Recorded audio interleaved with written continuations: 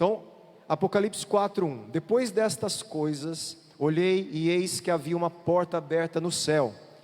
E a primeira voz que ouvi, que era como de trombeta ao falar comigo, disse: suba até aqui, e eu lhe mostrarei o que deve acontecer depois destas coisas. Imediatamente eu me achei no Espírito, e eis que havia um trono armado no céu, e alguém que estava sentado no trono, e esse que estava sentado era semelhante no aspecto à pedra de jaspe, e ao sardônio, e ao redor do trono havia um arco-íris, semelhante no aspecto à esmeralda. Ao redor do trono havia também 24 tronos, e neles estavam sentados 24 anciãos, vestidos de branco, e com coroas de ouro na cabeça. Do trono saíam relâmpagos, vozes e trovões, e diante do trono estavam acesas 7 tochas de fogo, que são os 7 Espíritos de Deus. Diante do trono havia algo como um mar de vidro, semelhante ao cristal. No meio do trono e ao redor do trono havia também 4 seres viventes cheios de olhos, por diante e por detrás.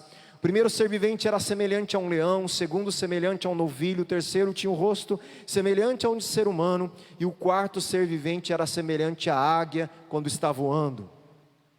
E os 4 seres viventes, tendo cada um deles respectivamente 6 asas, estavam cheios de olhos ao redor e por dentro. Não tinham descanso, nem de dia nem de noite, proclamando: Santo, Santo, Santo é o Senhor Deus, o Todo-Poderoso, aquele que era, que é e que há de vir. Sempre que esses seres viventes davam glória, honra e ações de graças ao que está sentado no trono, ao que vive para todo sempre, os 24 anciãos se prostravam diante daquele que está sentado no trono, adoravam o que vive para todo sempre, e depositavam as suas coroas diante do trono, proclamando: Tu és digno, Senhor e Deus nosso, de receber a glória, a honra, o poder, porque criaste todas as coisas, e por tua vontade elas vieram a existir e foram criadas. Amém? Então nós estamos dizendo aqui uma visão do trono de Deus, do ambiente do trono de Deus, um ambiente de adoração, um ambiente de poder daquele que está sentado no trono, de glória, de honra, aquele que criou todas as coisas. Ele está merecendo aqui a adoração, porque Ele foi o que criou todas as coisas, porque Ele é aquele que era, que há e que há de vir. Ele está dando características de Deus, que só Ele tem, só Deus tem, e é por isso que Deus pode ser adorado e deve ser adorado. Então, para isso, eu vou ainda ler agora, preste atenção aqui nas minhas anotações, mais algumas informações, temos várias, né, que a gente vai recapitulando e revendo. O tema, gente, então aqui, unificador desses capítulos, é certamente então o trono de Deus. Há um desenvolvimento aqui de 3 estágios, preste atenção agora, para o que nós chamamos de teologia bíblica do trono. Olha que interessante, como a Bíblia carrega esse conceito de trono, desde o Antigo Testamento, passa no Novo, e passa por nós de alguma forma, nós vamos ver isso. No Antigo Testamento, Yahvé é quem se assenta sobre o trono, em majestade e juízo. Eu não vou falar os versículos, porque está claro para todo mundo, né? No Antigo Testamento, Deus é aquele que está no trono, Yahvé, o Deus pactual, o Deus que se revela à nação de Israel. Ele é o Deus que está no trono de todo o universo, porque Ele é o Criador. Então, ótimo. Nos Evangelhos, olha que interessante, Jesus, como Filho do homem, participa do trono. Então, no Antigo Testamento, só o único Deus que se revela aos judeus com um nome que a gente não sabe, mas a gente pode chamar de Yahvé, Yahweh, Javé, Jeová, chamando o que você quiser, tá? Porque não dá para saber, eu sempre escolho Yahvé, até porque para mim, eu já expliquei aqui, no hebraico não existe J. Então quando o pessoal lá fala qual é o nome de Deus, Jeová, eles estão equivocados, não existe J no hebraico, tá? Então o nome mais incorreto seria Jeová, e que não tem problema nenhum a gente usar, que Deus está preocupado com a gente conhecer o nome dele, no sentido do quê? da pessoa dele, de quem ele é, a essência de Deus. Isso ficou claro já, eu repeti isso várias vezes, mas não custa, né? Então eu vou falar Yahvé, mas alguns falam que era muito mais provável ser Yahweh. Tá bom, que seja, a gente não sabe, né? E eu poderia uma hora explicar por quê, mas deixa para lá por enquanto. Mas Jesus então, no Novo Testamento, ele participa do trono, de forma que ele também tem majestade e juízo. Isso também é verdadeiro aqui em Apocalipse. Quem está no trono, no capítulo 4 aí? Deus, né? O Senhor Todo-Poderoso, que criou todas as coisas, certo? Mas nós vamos ver no 5 que o Cordeiro também está. Jesus então participa do trono do Criador, sendo Ele o Verbo encarnado de Deus da eternidade. A hora que Ele ressuscita e ascende aos céus, né? Ele é elevado aos céus, Ele toma o lugar de novo de autoridade de todas as coisas com o Pai. E Apocalipse então nos dá aqui quem está sentado no trono, e ao Cordeiro, né, seja a adoração. A gente vai ver que a adoração então é dada ao Pai, ao Criador, que aqui Apocalipse não traz a palavra Pai, mas a gente sabe que é o Pai, traz Criador, aquele que é eterno, aquele que é 3 vezes santo, a gente vai ver, né, e ao Cordeiro, que é o aspecto da redenção, que deu a ele o direito de ocupar o trono junto com o Criador, portanto ele tem a mesma essência divina, tá? Então isso também é verdadeiro aqui em Apocalipse. No capítulo 4, Yahvé está sobre o seu trono glorioso. No capítulo 5, em sua obra redentora, Jesus também está sendo entronizado. Você percebe então que está acrescentando, tem um movimento no trono, né? Yahvé, de repente agora o Cordeiro participa, Jesus participa, mas olha só onde a gente vai parar, que interessante. Finalmente em Mateus 18, 28, 19, 28, vamos abrir? Tem texto que a gente vai abrir, não vai ter jeito não. Vamos lá, é importante. Vai lá, Mateus, deixa eu achar aqui com vocês também, 19, 28. Jesus lhes respondeu: em verdade lhes digo que na regeneração, quando o Filho do Homem se assentar no trono da sua glória, vocês que me seguiram também se assentarão em 12 tronos para julgar as 12 tribos de Israel. E todo aquele que tiver deixado casa, irmãos, irmãs, pai, mãe, filhos ou campos por causa do meu nome, receberá muitas vezes mais e herdará a vida eterna.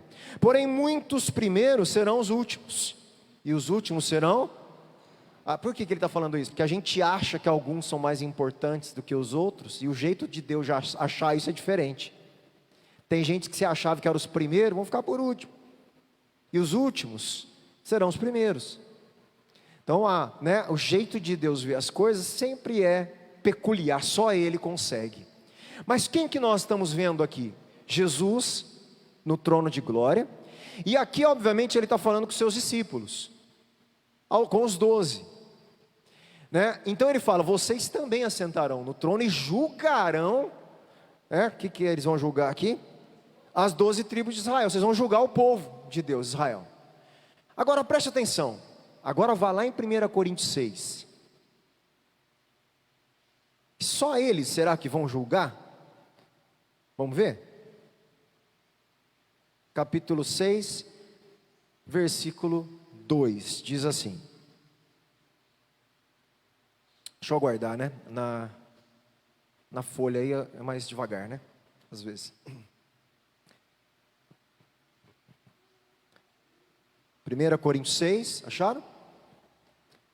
2 diz assim, Paulo está falando para os coríntios, para a igreja de Corinto, ou você não sabem que os santos hão de julgar o mundo? Quem são os santos? A igreja, os salvos. A gente sabe que a palavra santo aqui não quer dizer perfeito, são aqueles que foram santificados pela graça, pelo sangue de Cristo, considerados santos, a igreja. Ele está falando que a igreja vai julgar o mundo, não são só os apóstolos que vão julgar as 12 tribos, a igreja vai julgar o mundo.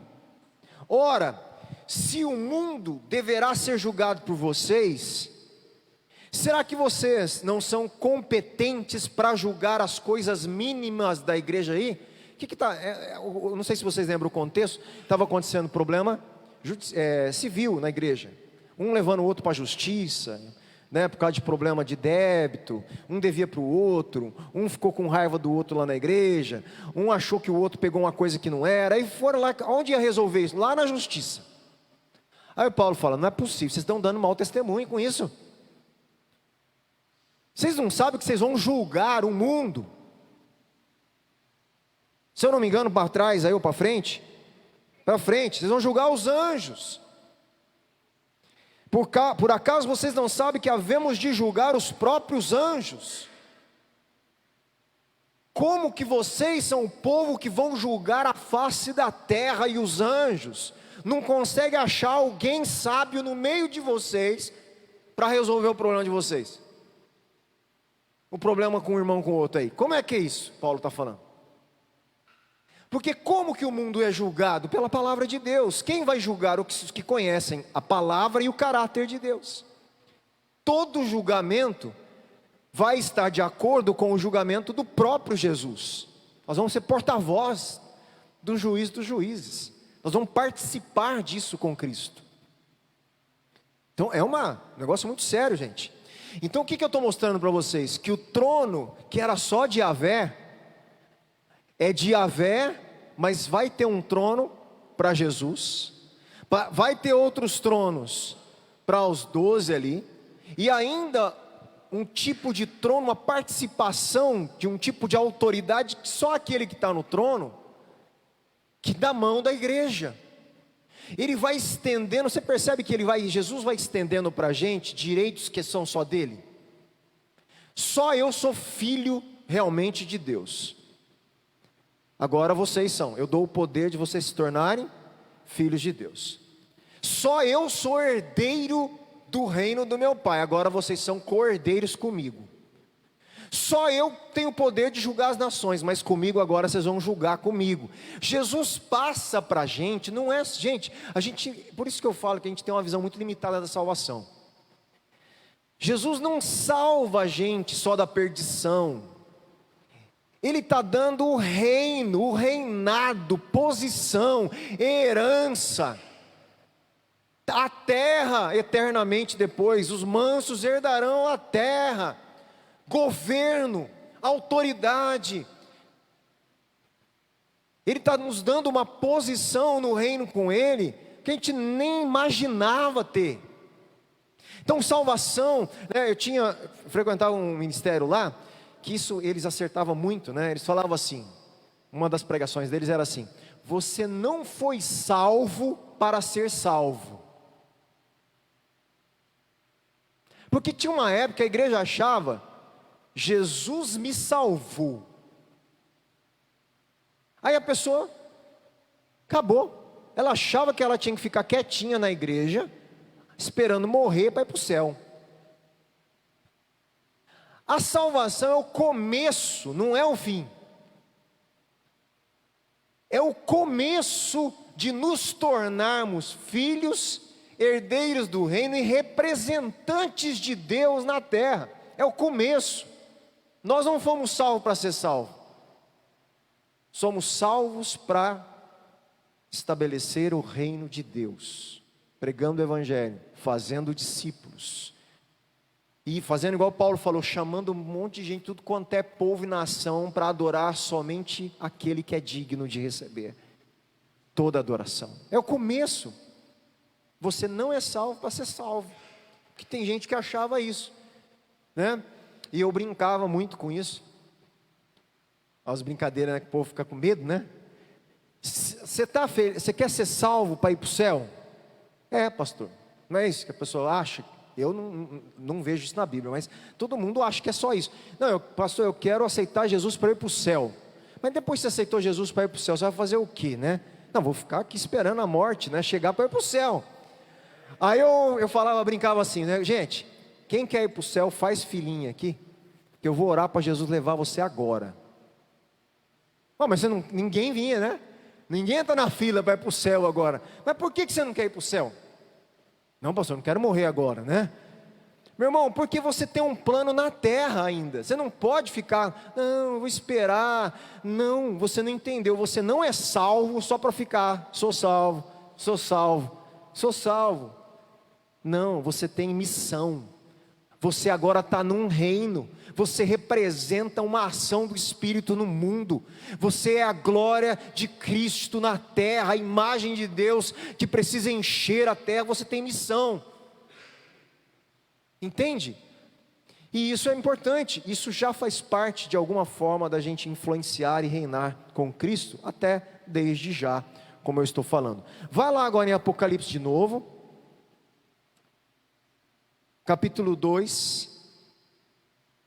Já lemos, eu sei, tá? Vamos ler de novo 26. Apocalipse 2, 26 diz assim, 26 e 27. Você vai lembrar aí a mensagem para Tiatira.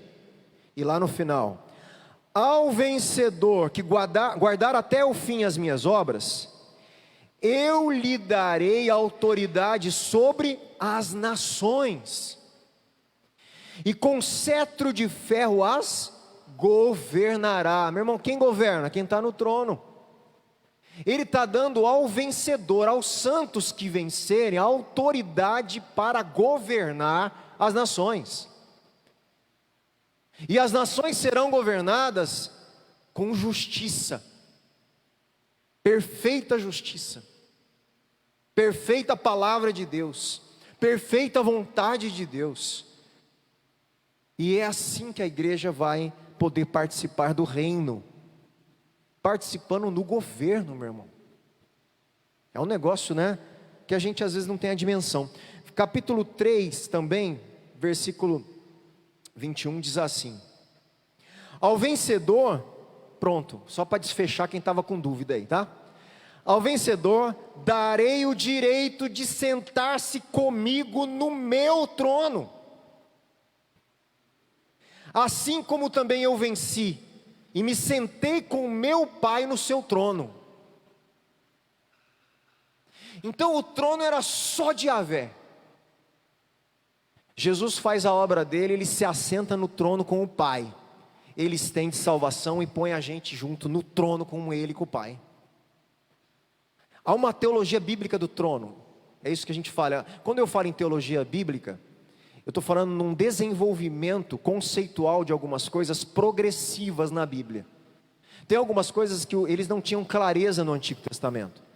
Vai se esclarecendo conforme Deus vai se revelando em meio às alianças, até a nova aliança esclarecer de forma, né, completa aquilo que Deus estava falando antecipadamente.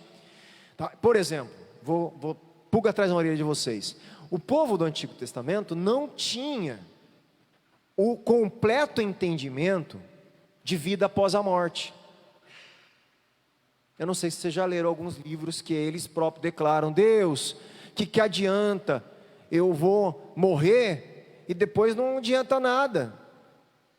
Os mortos não falam com o Senhor. Os mortos, parece que eles ainda não entendiam a revelação de uma continuidade de vida. Você pode ver isso aí, né? Se eu não me engano, o próprio livro de Jó trabalha esse conceito, e em alguns outros momentos. Esse conceito ele vai se desenvolvendo. O conceito de ressurreição também não tinha os primeiros povos de Deus pactual lá atrás. Isso foi surgindo lá no período do exílio babilônico, aonde Ezequiel começa a trazer o conceito de uma possibilidade de viver, a nova aliança começa a ser introduzida ali, Daniel fala também a respeito disso. Então Deus vai o que? Progressivamente revelando as verdades eternas, é uma progressão. Quando a gente pega trono, e a gente pega reino de Deus, o trono de Deus, é o que eu estou falando, Yahvé, de repente Jesus está no trono, e Ele coloca os santos no trono com Ele e com o Pai, né? Ele vai fazendo a gente participar do reino, do governo dEle, sobre as nações. Está claro isso? Baita de uma honra, não é? É uma baita de uma responsabilidade, porque a Bíblia fala que a gente tem que viver aqui o que seremos lá. Por isso que Paulo está trabalhando assim: vocês vão julgar os anjos, vocês na eternidade vão julgar a terra, se comportem adequadamente já. Julgue as situações na igreja, pelo amor de Deus, diante daquilo que vocês serão. O que é isso? O futuro norteia o que eu devo ser hoje. O que é a santificação? É eu me colocar num processo de adequação com aquilo que eu serei, com aquilo que Cristo é. É eu colocar minha vida de acordo com o novo corpo que eu vou ter, totalmente livre do pecado. E eu começo isso agora. Por isso que eu falo para vocês, todas as vezes que Deus cura uma pessoa no físico, Ele está dizendo: vai chegar uma hora que não existirá mais doença. Ele está falando, vocês estão vendo? A doença vai ser vencida. Quando Ele ressuscita alguém, Ele está falando, está vendo? Eu venci a morte, e a morte será destruída. Eu tenho poder sobre a morte. Deus não fica ressuscitando tudo quanto é morto, gente. Ele nunca falou que ia fazer isso, e nem Jesus ressuscitou todos os mortos. Mas os que Ele ressuscita, é para apontar: eu sou a ressurreição e a vida. Eu tenho poder sobre a morte. Preste atenção. Creia naquilo que virá. A vida, aonde a morte nunca mais poderá vencê-la. É um anúncio do reino, você está me entendendo? É uma antecipação. Todo sinal, todo milagre, ele é sobrenatural em que sentido? Que nós não vemos isso acontecer naturalmente, não é? Mas ele não é sobrenatural num sentido: ele vai fazer parte da criação renovada. Ele vai ser natural na nova criação. Ele não é natural hoje, mas ele será natural. A vida eterna será natural. Então isso são antecipações da eternidade. Vocês estão confundindo ou esclarecendo? Está ficando claro? Tá? A eternidade não haverá choro, dor, nem ranger de dentes, nem enfermidade, nem morte. O que eu estou falando? Que quando Deus tira uma pessoa da depressão hoje, milagrosamente, quando Deus tira alguém de uma doença que mata, quando Deus ressuscita alguém, Ele está declarando: eu tenho poder para cumprir aquilo que eu prometi. A eternidade virá sem depressão permanentemente, sem enfermidades permanentemente, sem morte permanentemente. Eu estou mostrando que eu tenho poder para cumprir aquilo que eu prometi. São sinalizações do reino perfeito, da novo céu, da nova terra. É isso. Ok. O trono dos santos começará com a derrota das forças do mal lá na Armagedon, né? Que a gente vai ver isso aí. Vamos ler também capítulo 17, Apocalipse 17, versículo 14.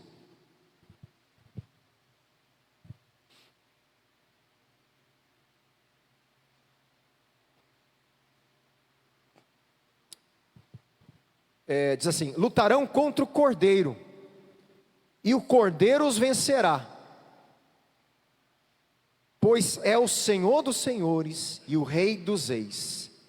Serão vencedores também os chamados, eleitos e fiéis que estão com o Cordeiro. Então o trono, ele vai começar nessa derrota final da Babilônia, da besta, né, de Satanás, aonde os santos começarão a reinar ali, né? Essa uma das formas que a gente pode ver ali um início de uma derrota de um reino para a gente iniciar. E isso vai continuar do que a gente vai ver no tal do reino milenar, que a gente vai ver no capítulo 20, olha lá.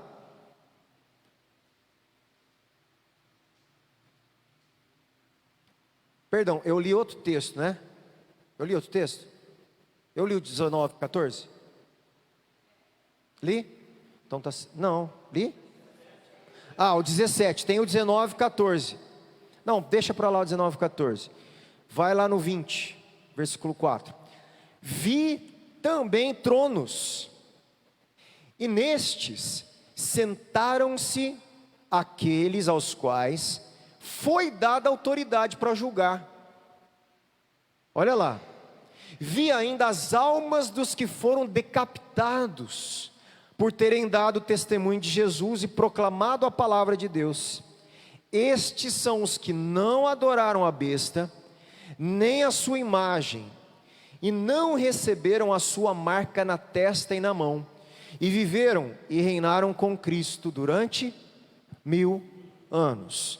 Então quem que vai assentar aqui? Os mártires, aqueles que foram decapitados por causa de Cristo, por causa do Evangelho, né? Então deu para entender aí que o trono está sendo, né, está tendo um aumento ali, né, de lugar no trono. Yahvé, o Cordeiro, os 12, os salvos, os santos, né, que vão reinar e julgar. Tá certo? Tranquilo aí? Você tem pergunta aí?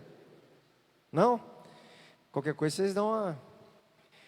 Jesus é um modelo para o trono de vitória dos santos como visto. Isso também é forte, hein? Vamos lá. Jesus falou que assim como eu venci, e me assentei como o meu Pai no seu trono. Aí o negócio é complicado para a gente também, porque como Jesus vence? Como Jesus vence? Não entendi. Sacrificando, morrendo. A vitória começa na morte. A ressurreição é o selo de que a vitória aconteceu. E aí ele está falando assim: assim como do mesmo jeito que eu venci, vocês vão vencer. Como que a igreja vai vencer? No martírio, no testemunho, no sofrimento pelo Evangelho, que é o que vai acontecer em Apocalipse. Isso, né, que a gente vai ter que entender. Do mesmo jeito que tem sangue no Cordeiro, tem sangue na igreja dos mártires. E a vitória passa pelo sangue, pelo sacrifício, pelo Evangelho. Não tem ressurreição antes da morte. E a igreja de hoje está querendo fugir, né? A gente só quer a vitória. Mas antes da vitória, da ressurreição, ele está dizendo: tem cruz, tem perseguição, tem momentos que vocês vão ter que sofrer por causa do Evangelho, por causa de Cristo, por causa do reino, vocês vão ter que perseverar. E isso faz parte da vitória. Isso não é derrota.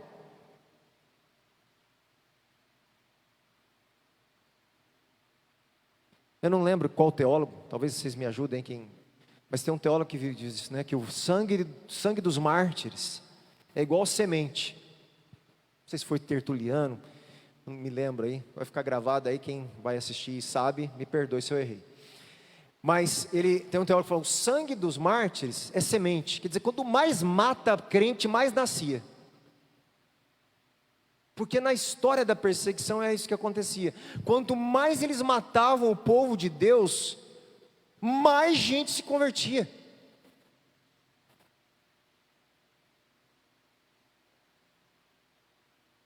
Era no sangue dos mártires, na verdade no testemunho dele, de uma fé que eles davam publicamente, que outras pessoas falavam: mas que é isso? Que esse cara está morrendo por isso. Eu quero conhecer isso aí. Meu irmão, nós estamos falando muito além do que nós estamos vivendo. Eu não estou falando só de, como a gente aqui, lutando para largar pecado. Esses caras não estavam lutando contra o pecado mais, eles estavam lutando, dando as suas próprias vidas pelo Evangelho. Está bem além. O compromisso deles era a vida deles com Cristo. Não importa, né? E isso nós vamos ver muito em Apocalipse, né? Tem um teólogo Hurtado que ele diz assim, ele afirma que no capítulo 4 e 5, constitui duas cenas proximamente relacionadas em uma visão unificada do trono de Deus. Então, 4, aquele que está sentado no trono. 5, o cordeiro que recebe. Então ele está falando que existe uma visão, uma progressão na visão, mas que unifica o trono de Deus. Calma, eu estou só introduzindo, nós vamos ler tudo isso, tá? Então, embora no capítulo 1, versículo 11, João receba a ordem para escrever, lembra? Escreve, João, né? Escreve, e para enviar a mensagem às 7 igrejas. No capítulo 4, volta lá, versículo 1, João é chamado para quê?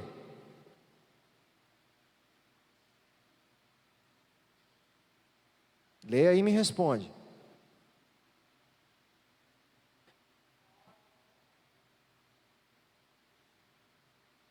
Existe uma ordem aí.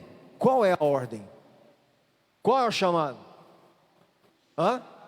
Suba. Essa é a ordem. Lá escreva. Aqui existe uma outra ordem. João, você está vendo? Depois dessas coisas, tem um céu aberto? Suba até aqui, e eu lhe mostrarei o que deve acontecer depois dessas coisas. Ele é chamado para subir ao céu e ver o que está para acontecer. Quando chega, vê um trono no céu que domina a cena, né, dos 2 capítulos seguintes, capítulo 4 e capítulo 5. Na verdade, isso é interessante, esse ambiente domina a cena do livro inteiro. A gente não vai poder perder de vista o capítulo 4, capítulo 5, no meio das tribulações, perseguição, da besta. Nós não vamos perder que quem está no trono não é Satanás. Ele está querendo usurpar o trono. Ele faz a paródia. Lembra que eu falo? Deus marcou os seus, ele quer marcar os deles. Deus está no trono, ele quer falar que está no trono e põe a besta, não sei, entende? É uma paródia, mas nós não podemos esquecer quem de fato está no trono: o Criador e o Cordeiro. No capítulo 4, a soberania e a majestade de Deus são centrais, a adoração vai predominar aí, a gente vai ver também. No capítulo 5, o Cordeiro torna-se o foco da atenção e fica em pé no centro do trono. A adoração é agora dirigida a Ele. E a cena final de culto, isso é bonito, a cena final do culto vai celebrar a unidade das duas figuras, do que está sentado no trono e do Cordeiro. Primeiro eles adoram o que está sentado no trono. No capítulo 5 eles adoram o Cordeiro. E no final do capítulo 5, vai lá, 5 versículo 13. Olha que interessante. É uma progressão, gente. Entenda que isso está sendo construído de forma progressiva, né? Ele diz assim: então ouvi, versículo 13, que toda criatura que há no céu e sobre a terra, debaixo da terra e sobre o mar, e tudo que neles há, estava dizendo: para aquele que está sentado no trono e ao Cordeiro sejam louvor, a honra, a glória e o domínio para todo o sempre. E os 4 seres viventes respondiam: amém. Também os anciãos se prostravam e adoravam. Meu irmão, que cena extraordinária. Então é interessante que ele começa a introduzir: só é digno que está sentado no trono. Mas aparece o Cordeiro sendo adorado como digno. E ele então faz o desfecho da adoração.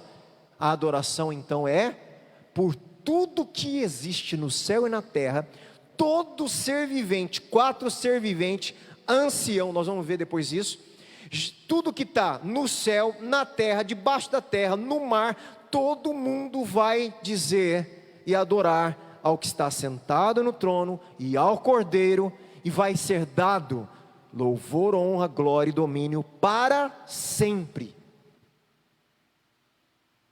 Não vai haver mais presidentes, governantes, juízes do Supremo, se achando reis da terra. Não haverá mais nenhum ser humano que vai querer honra e glórias, poder, louvores, domínio.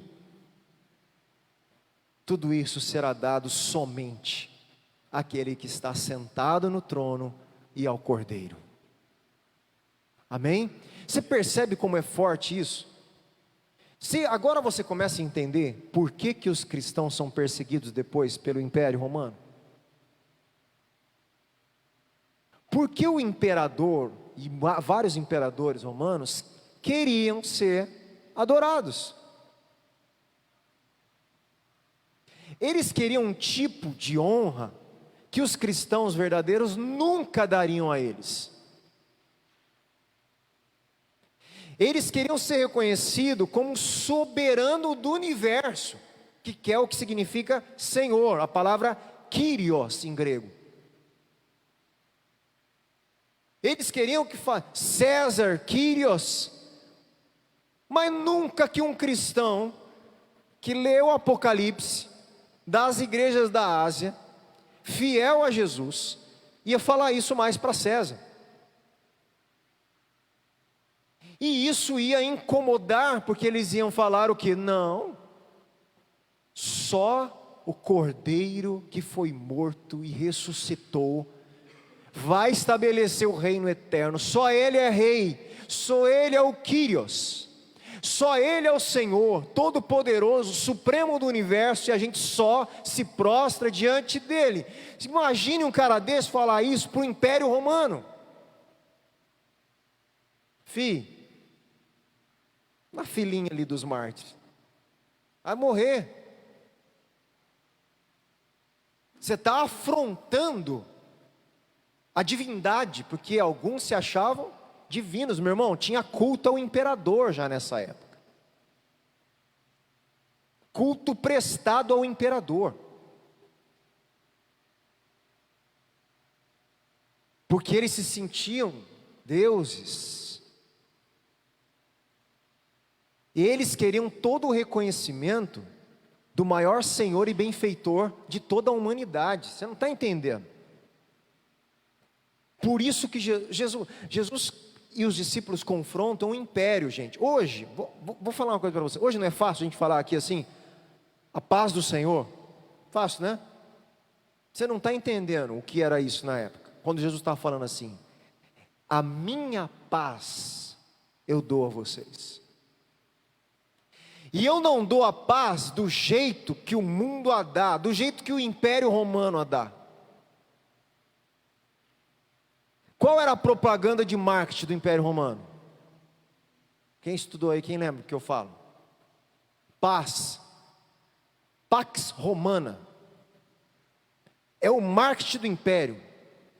Eu dou a paz para vocês negociarem, eu dou a paz para vocês cultivarem, eu dou a paz para vocês viajarem nas estradas que eu construí para vocês. O império se gloria da paz que ele está dando, mas é uma paz o quê? Injusta, opressora, que matava as pessoas. que escravizava filhos de reis. Quem tem Netflix aí e tem estômago para assistir esse tipo de série, Os Bárbaros, você vai ver a briga, o histórico, aconteceu isso, do Império Romano com os germânicos, as tribos germânicas, como eles faziam soldados de filhos de reis germânicos, para depois voltar na terra dos germânicos, um soldado romano que era do povo e dominar o povo para o império. A paz que eles estão ofertando, uma paz opressora. O que Jesus está falando? Eu sou o rei, e no meu reino vai haver uma paz que não é essa paz. A paz que eu dou não é injusta, não é opressora, ela é libertadora, é verdadeira, ela é justa. Eu não dou a paz a vocês do jeito que o mundo dá. E essa frase de Jesus já era uma afronta ao império que tinha por marketing a paz. Todo o ato desses homens, desses discípulos, desses homens de Deus, meu irmão, todo o ato dele, eu só confesso que Jesus é o Senhor. A gente acha, vocês me perdoem aqui, vou mexer com vocês. A gente acha que está falando lá, todo aquele que confessar que Jesus é o Senhor será salvo. Tá isso mesmo, meu irmão. Mas você não está entendendo.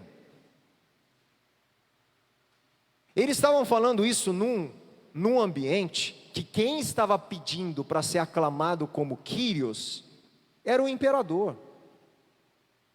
O que ele está falando é o seguinte: se você assumir diante dos centuriões, dos soldados romanos, do império romano, dos cidadãos romanos, que quem é o teu Quírios é Jesus e não César, o único que você serve, o único que você fala que doa a vida, a paz para você, o único que preserva a sua vida, o único que de fato deve merecer a honra, a tua adoração, a tua lealdade, a tua fidelidade, você é salvo.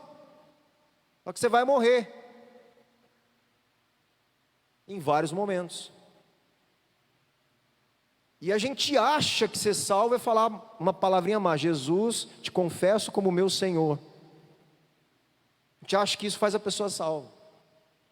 Meu irmão, o que ele está falando ali é o compromisso de ter Jesus como Senhor em uma confissão pública, assumindo os riscos pela vida por confessar isso. Não é uma frase mágica que salva as pessoas. É literalmente, uma lealdade a Cristo com a vida pública. Se de fato Jesus é o Quírios na sua vida, no seu dia a dia, na sua confissão, diante do mundo, se de fato você não tem outro Senhor, se de fato você devota a sua vida ao único Senhor, você é salvo, meu irmão. Mas lógico que é salvo.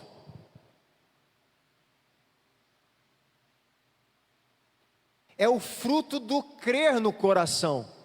Se você crê, você assume publicamente o senhorio de Cristo. Você não é mais leal. Eu sei que está indo para o final, vou acabar aqui e vou mexer mais uma coisa, porque nós tivemos um problema sério no Brasil nas eleições. Saímos, posso falar tudo que eu quero agora, para não dar confusão política. Já saiu, o outro já está lá, está tudo lá. O negócio é o seguinte, presta atenção. Os cristãos hoje, isso aqui eu vou apanhar lá na internet, né? Se eu for ouvido, ainda bem que meu canal não dá muito inscrito. Aí se corre isso aí, já era. O que eu vou falar para você é o seguinte: os cristãos do Brasil se gloriam por serem, né, patriotas. Eu vou mexer com você. Você acha que os cristãos eram patriotas? Meu irmão, mas nunca que eles podiam ser patriota. O patriota era uma lealdade à pátria que eles não podiam ter. Só por Cristo, nunca pela pátria. Do jeito que César exigia, nunca. Pastor, mas então eu não posso ser patriota? Pode, desde que o patriotismo não assuma o primeiro lugar e a primeira lealdade e fidelidade do seu coração. Pode, hoje não tem nenhum César pedindo para a gente adorar. O que eu estou dizendo, de onde surgiu o negócio? Tá? Os soldados romanos tinham que jurar lealdade a César num culto. A divindade de César é a divindade dos deuses. Era um ato religioso ser soldado romano.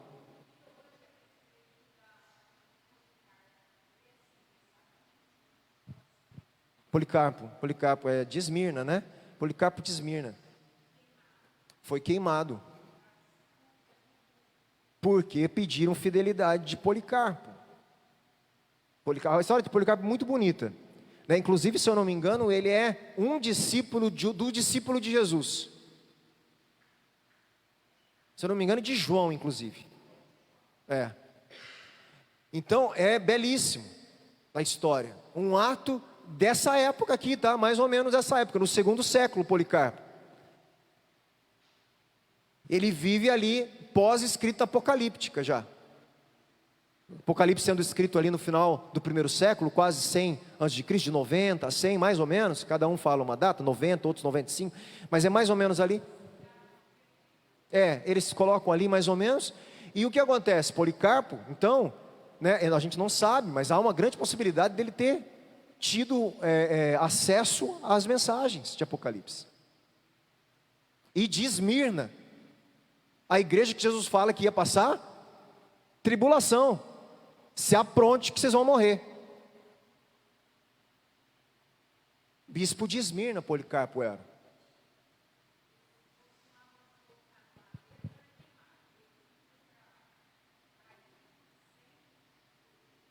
Como que se assim, pode deixar que eu vou igual a Jesus, né? Então, gente, são coisas do nosso povo. Nós vamos aqui em junho fazer o domingo da igreja perseguida, para a gente colher, nos compadecermos, orarmos pelos irmãos que ainda sofrem hoje perseguição. Nós não, graças a Deus, né? Ninguém quer. Mas o que eu estou falando é o seguinte: tem irmãos nossos sofrendo, morrendo por causa do evangelho, sendo presos. Esses dias atrás soltaram um pastor que estava preso há anos num país.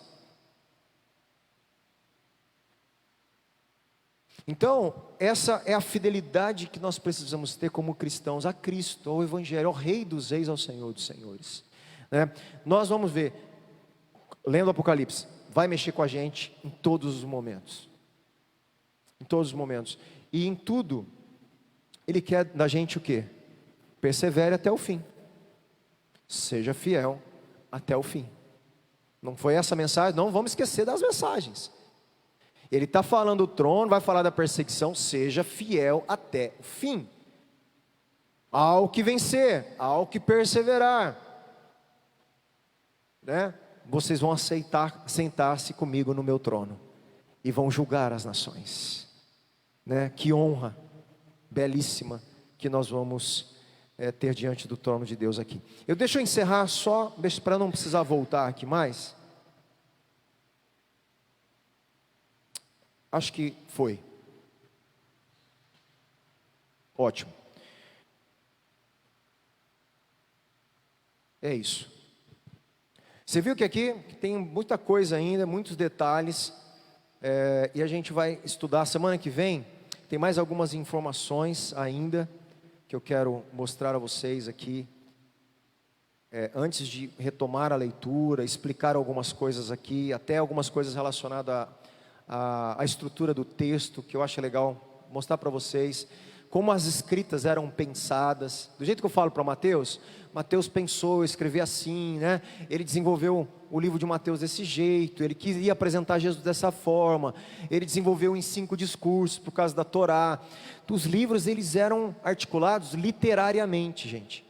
Então, aqui em Apocalipse, se você lê, tem algumas frases que se repetem, alguns termos que eles vão se repetir. Olhei e eis, olhei e eis, olhei e eis. Por que ele repete isso? Ele está dando uma ênfase ali em alguma coisa. Então eu vou dar essa noçãozinha para vocês, né, também da parte da estrutura, tá bom? Mas acima de tudo fica o convite, né, da gente se render a esse que está no trono e ao Cordeiro. A Ele pertence toda a honra, toda a glória, louvor, domínio, para todo sempre. Amém?